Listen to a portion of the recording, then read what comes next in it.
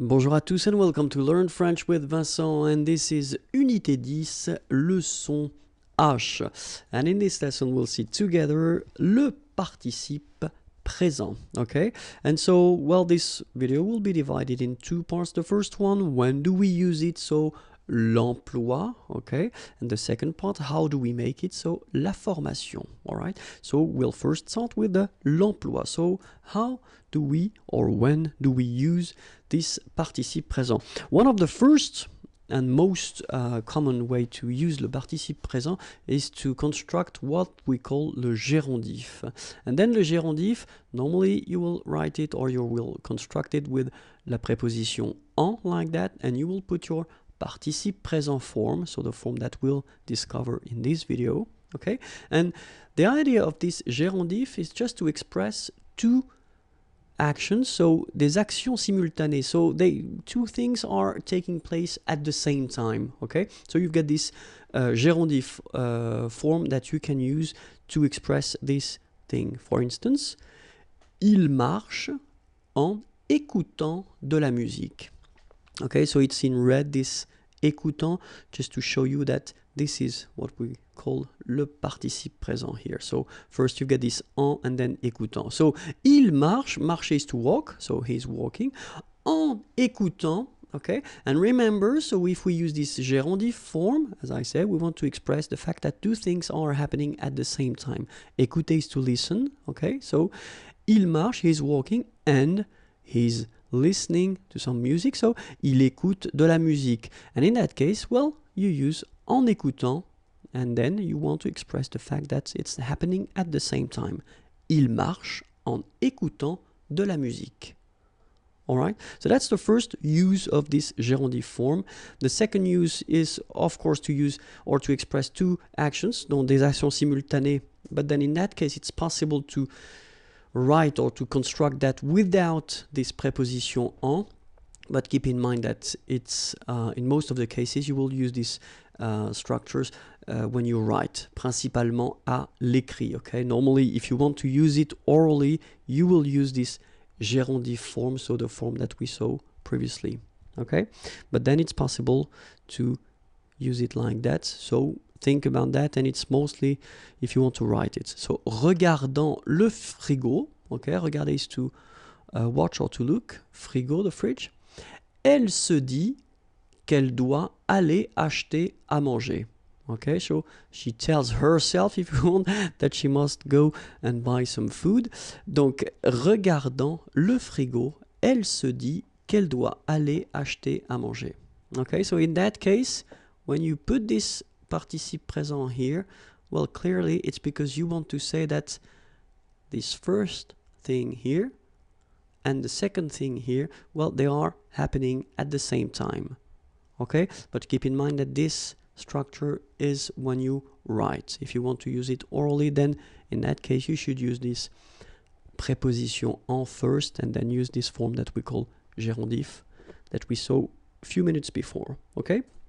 And then the last use of this participe présent is if you want pour remplacer une subordonnée relative. Okay, so we saw previously les pronoms relatifs.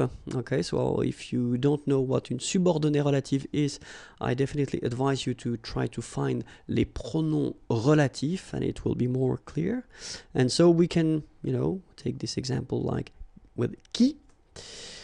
Les personnes qui parlent, all right, so in that case, les personnes qui parlent, so the persons who are talking, speaking, okay, so in the first one, well, you've got this pronom relatif, qui, and then you've got the verb, okay, but it's possible to replace this qui parle with le participe présent, so you will get les personnes parlant. All right, so it's the last use that we've got of this participe présent, and it's quite common. It's not really rare. I mean, we tend to use it quite normally, as well, when you write or when you talk. Okay, so it's quite useful to know how to, well, make it and then when to use it. Okay, and so that's what we'll discover in the second part. So how do we make this participe présent form? It is quite easy, especially at this level now, because you will have to, well, first know the new form of the verb at the present time, so at the present tense, sorry. Nous parlons, okay? And then if you remember, this ONS ending is usually the ending for nous, so first you need to spot it, then you will take it away. So we keep this P-A-R-L part, and at the end we will add A-N-T. All right, so we get here this participe présent form. Okay, so remember, nous form at the present tense, and then you spot the ending ONS, you take it away, you get parle like that, and then you just add this A-N-T at the end, and you will get this participe présent. Okay, so I took, just to start, this parler. Parler is to speak or to talk, and it's the first group, so it's actually quite easy to make. Let's see now. Second group, finir, to finish or to end, and so we get nous finissons, remember, the new form of the present tense, nous finissons, and it's exactly the same rule, so you spot or you try to find the ending here, it's ONS, okay? We'll do exactly the same thing, so we'll take it away, and we get finisse, like that, F-E-N-E-S-S, all right? And we just follow the same rule, so we just add at the end A-N-T, like that here, and we get finissant, okay? And this form is the participe présent.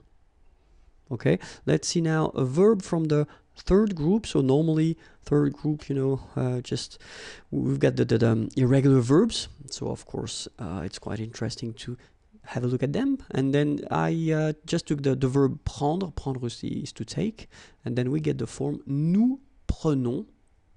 Okay, nous prenons, exactly the same thing, so we spot this ONS, so the ending, we take it away, and we get P-R-E-N, and after that we just add this A-N-T ending, and we get prenant. Alright, so it's actually quite easy to make, especially if you master quite well the present tense. Normally at this level, you should. Okay, so let's see. Nous parlons, so you get parle, and participe présent, parlant.